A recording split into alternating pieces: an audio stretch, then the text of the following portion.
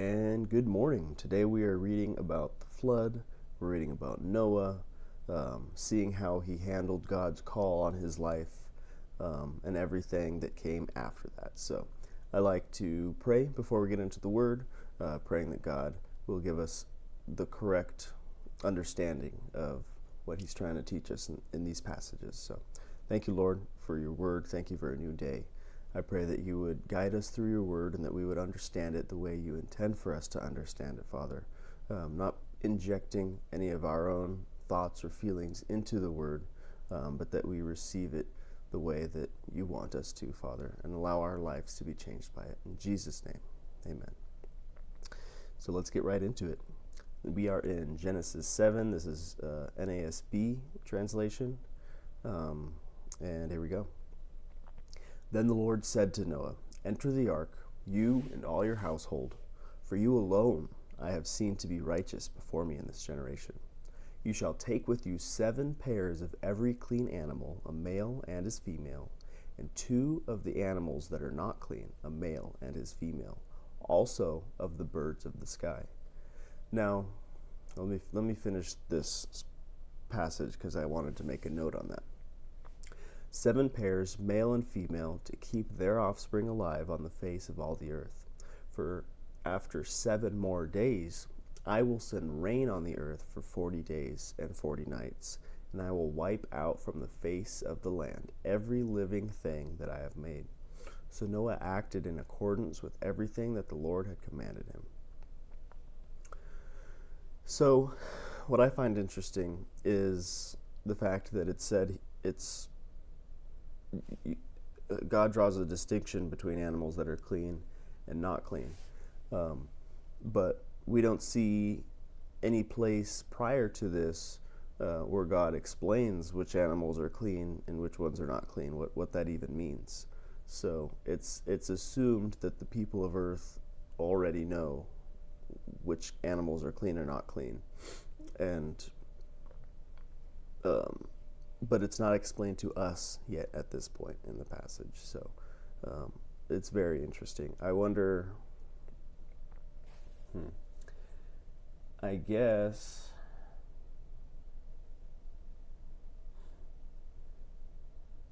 I have a question for homework to do, just on Bible study and theology as a study.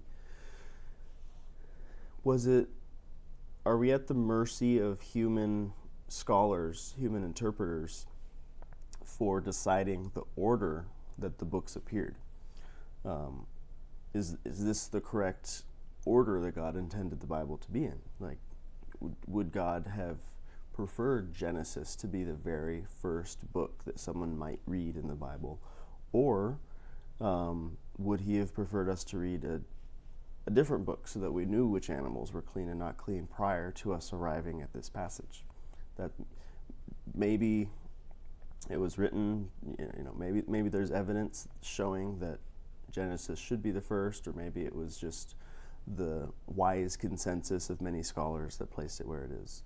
I'm not exactly sure. It's just a question at this point, so that'd be interesting to find out. Let's continue. Now Noah was 600 years old when the flood of water came upon the earth. Then Noah and his sons, his wife, and his sons' wives, with him entered the ark because of the waters of the flood. We don't know exactly how old Noah was when God first gave him the instructions, but it appears he was 600 years old when the ark was finished. So it's possible this ark took a very long time to put together. Of clean animals and animals that are not clean, and birds and everything that crawls on the ground, they all went into the ark to Noah by twos, male and female, as God had commanded Noah.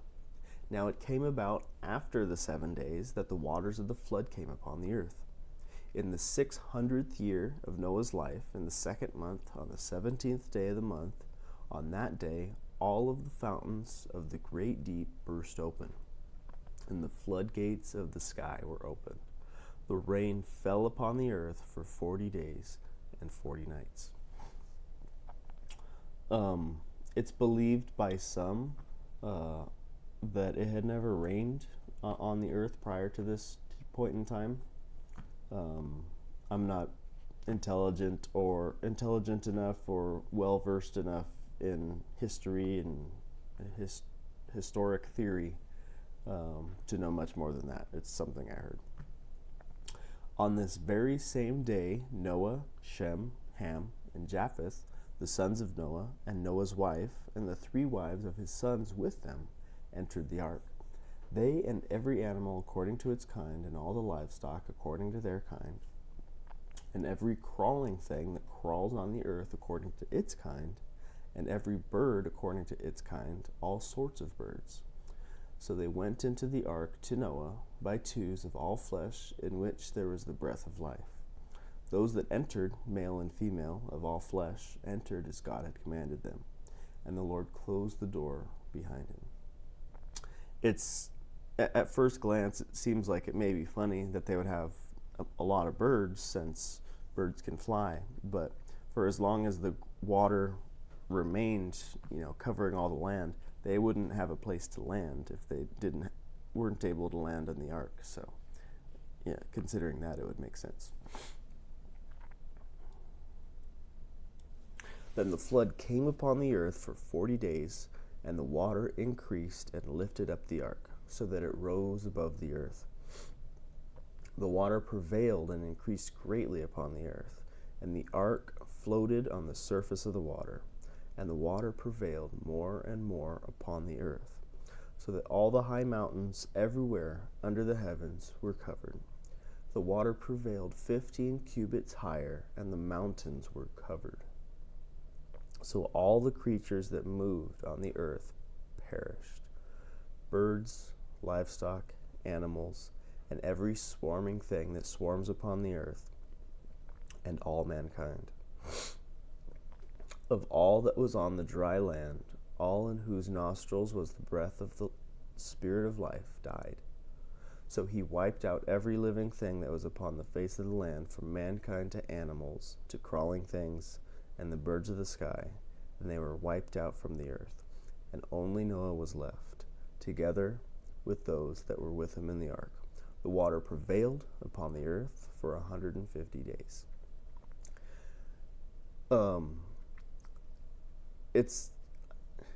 I can't help but wonder why he decided to repeat the same sentence structure so many times here. There sure is a lot of emphasis put on how complete this destruction was. It was repeated many times. How many animals were on the ark, how many people died. It was all of them. I want to go back to the top a little bit. So let's go to the chapter before and see if we can get an idea for how old Noah was when God gave him the instruction. Otherwise, we may have to assume a little bit. So he found favor. God spoke to him. He walked with God and fathered 3 sons. So we can see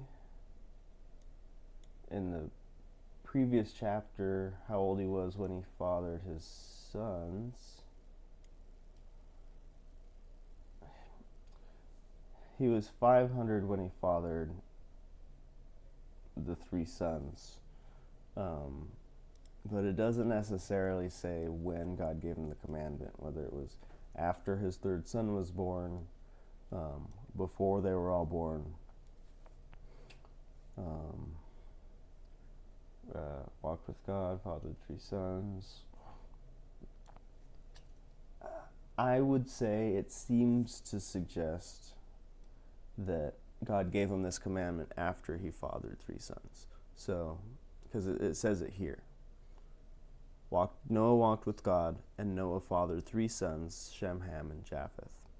So the earth was corrupt, and then God gave him the instructions. So it's, I think, reasonable to assume Well, and also, going a step further, he mentions the wives already. I will establish my covenant with you, and you shall enter the ark, you, your sons, your wife, and your sons' wives. So it seems that all of his sons were born, and all of his sons were old enough to have wives. So if he was 500 on the day that his youngest son was born, then he's at least, their children were probably married pretty young at that point. So the youngest may have been, at the earliest 13 years old, possibly. So he was at least 513, 520 when this instruction was given to him. So for 80 plus years, he was working on this ark. It's possible he gave the instruction much later, but it seems like it would take a man with primitive tools and primitive resources 80 plus years to build a boat of this size and stature. So the perspective on that is quite impressive. Doesn't even do it justice. It's mind-blowing to consider that he received a word from the Lord and for 80 years was dedicated to fulfilling that task that he was assigned. Maybe he heard the voice of the Lord audibly. Maybe it was that powerful that he could actually hear the voice of the Lord speaking to him in an audible way. And maybe today we don't have the spiritual capacity or the closeness with God to hear him that way, that strongly. Or maybe in Noah's case, he didn't hear him audibly, and he heard him as good as any of us hear him when God is speaking to us. In any case, to be dedicated to a task for 80 years and complete it and be faithful, you can see why God chose Noah. That's amazing commitment, just unbelievable levels of commitment. Imagine doing something, focusing on one project for 80 years and that being the priority of your life. There's something to be learned from him there. But God remembered Noah and all the animals and all the livestock that were with him in the ark, and God caused a wind to pass over the earth, and the water subsided. Also the fountains of the deep and the floodgates of the sky were closed, and the rain from the sky was restrained, and the water receded steadily from the earth, and at the end of the 150 days the water decreased. Excuse me.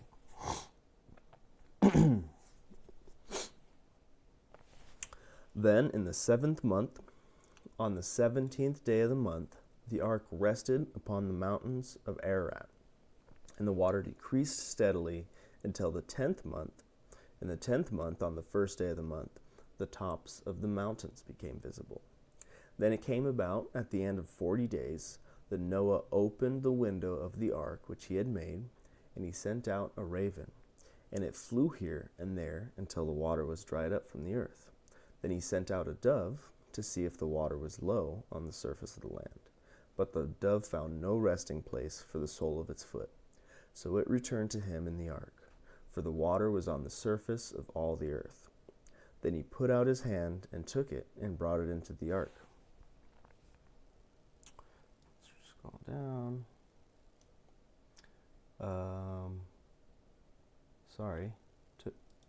Brought it into the ark to himself. So he waited another 7 days longer, and again he sent out the dove from the ark. And the dove came to him in the evening, and behold, in its beak was a fresh olive leaf. So Noah knew that the water was low on the earth. Then he waited another 7 days longer, and sent out the dove, but it did not return to him again. Now it came about in the 601st year, in the 1st month, on the 1st of the month, that the water was dried up from the earth.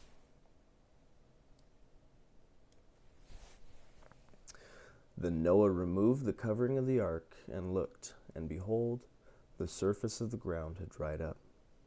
And in the 2nd month, on the 27th day of the month, the earth was dry.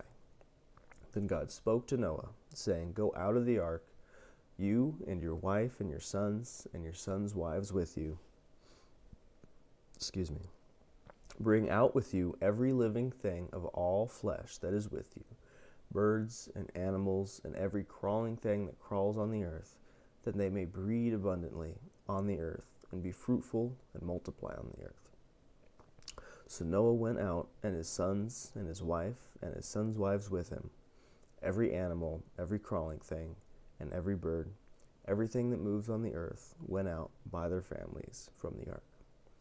I would imagine that someone may have to be strategic with their release of predators versus prey animals, so that they don't lose the very few numbers of animals that they have to, the work of nature.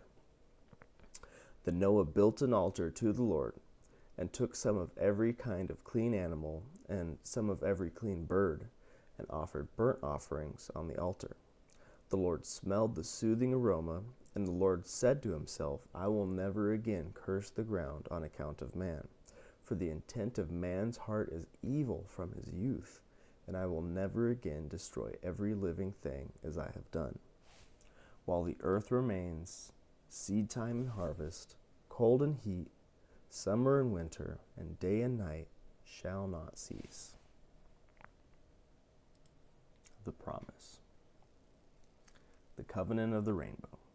Then God blessed Noah and his sons and said to them, Be fruitful and multiply and fill the earth. The fear of you and the terror of you will be on every animal of the earth and on every bird of the sky, on everything that crawls on the ground, and on all the fish of the sea. They are handed over to you. Every moving thing that is alive shall be food for you. I have given everything to you as I have the green plant. But you shall not eat flesh with its life, that is, its blood. I certainly will require your lifeblood. From every animal I will require it. And from every person, from every man as his brother, I will require the life of a person. Whoever sheds human blood, by man his blood shall be shed. For in the image of God has made mankind. As for you, be fruitful and multiply, populate the earth abundantly, and multiply in it. So that was, I wasn't understanding that at first, about the lifeblood and the life and being required. But it seemed to clear it up here in verse 6. Whoever sheds human blood, by man his blood shall be shed. So that seems to make sense for what God was trying to explain. I don't know how that relates to the animal lifeblood. Let's read through it again. From 3. Every moving thing that is alive shall be food for you. I have given everything to you as I gave the green plant. But you shall not eat flesh with its life, that is, its blood. So don't eat the animal while it's still alive. That seems to be what he's saying here. But you shall not eat flesh with its life, that is, its blood. I certainly will require your lifeblood. From every animal I will require it. That specific verse, or the beginning half of that verse, I don't completely understand. So I certainly will require your lifeblood. From every animal I require it. Let's look at these footnotes here. From the hand of every animal I will require it. I certainly will require your blood of your lives. Maybe that's reference to the fact that humans will die at the end of their life, that we will not be immortal and walk the earth forever, that he will receive us at the end. That might be what he's trying to say. And then this second part of that verse might be saying something slightly different about violence. So if you're violent towards someone and you take their life, then it's likely that your life will be taken by a man as well. Another interesting thing, so the way this reads to me up here, is, he says, every moving thing that is alive shall be food for you, as I have given you the green plant. So the way this reads to me is, prior to this point, humans were vegetarian. They weren't eating the animals. And God had not said that they could eat the animals, and now he is giving permission to us to. So I find that extremely interesting, because just previously he was talking about clean and unclean animals.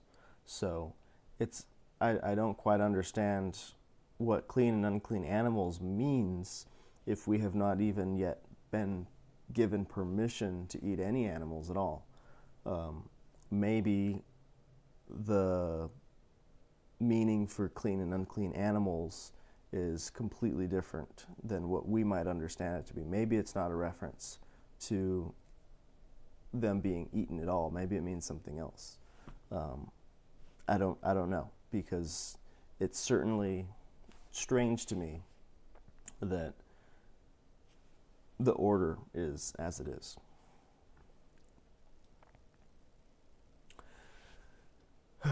Verse 8, Then God spoke to Noah and to his sons with him, saying, Now behold, I myself am establishing my covenant with you, and with your descendants after you, and with every living creature that is with you, the birds, the livestock, and every animal of the earth with you, of all that comes out of the ark, every animal of the earth.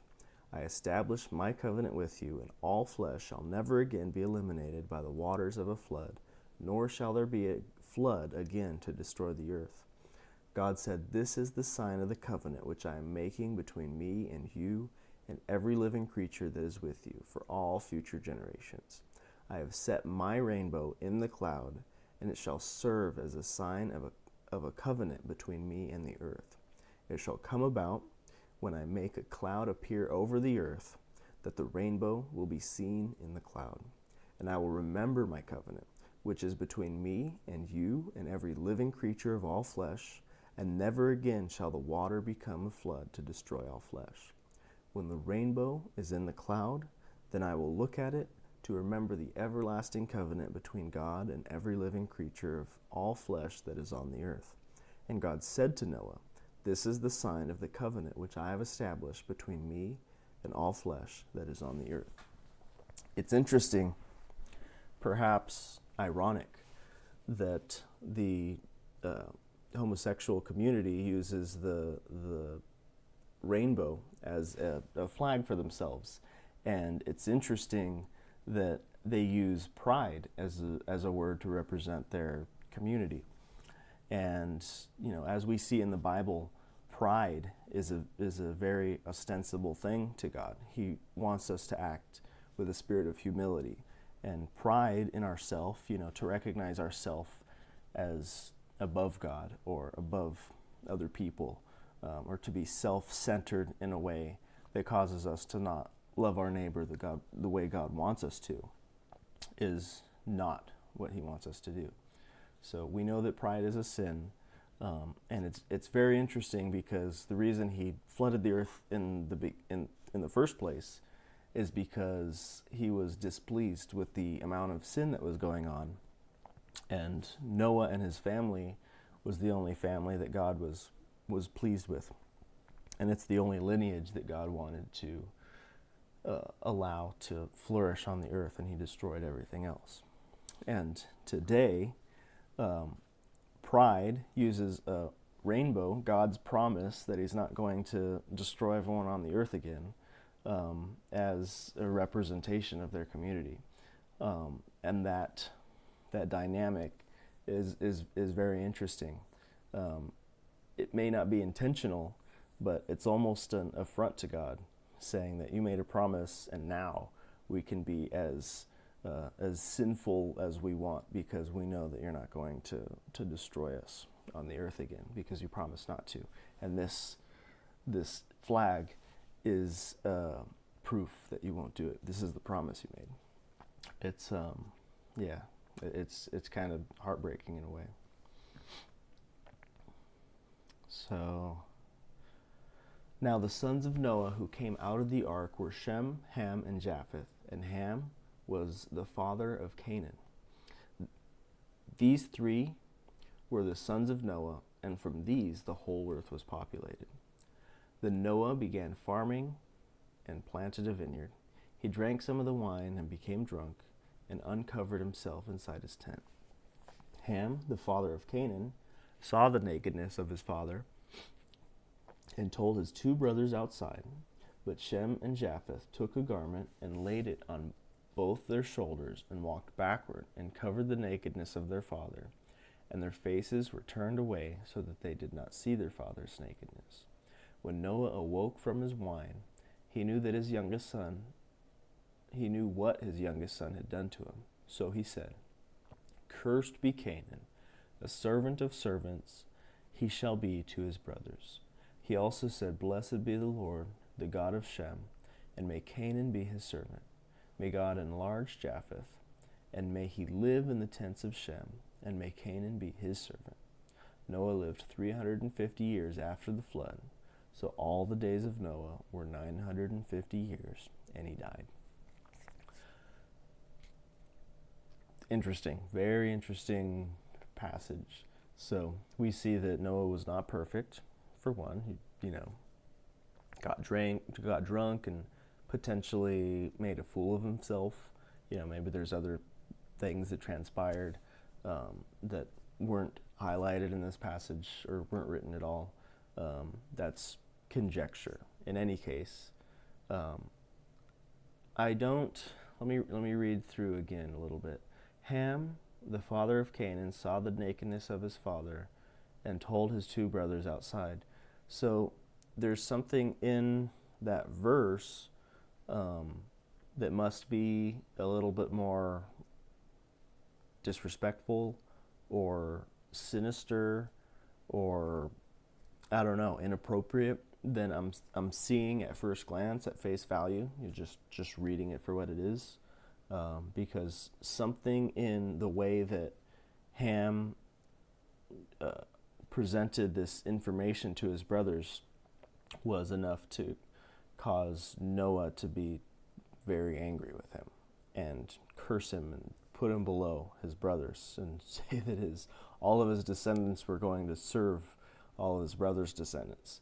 I can't imagine how inappropriate Ham must have acted in order to receive that.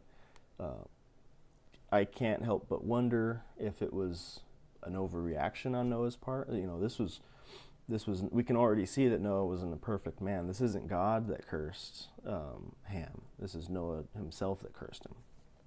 So maybe he overreacted. Maybe Ham was like, "Check out this guy, he's naked, get a load of this." And that is a disrespectful thing to do. And the other brothers took it upon themselves to protect, their father's image, his integrity, and maybe that was as bad as it was, and Noah just overreacted, or maybe it was much worse. Maybe there's something, excessive that happened here. Hopefully, we'll know more one day. I'm going to cut it right here. There's some very interesting stuff that's going to happen next. And I would like some breathing room to really get into that as we continue into the next chapter. Thank you for watching today. I hope to see you in the next live. Join in so that we can chat in the comments. We get together at 5 a.m. Pacific time, and I will be looking forward to seeing you there. We'll study the Bible and allow ourselves to be changed by it. And God bless you. And be blessed and be well.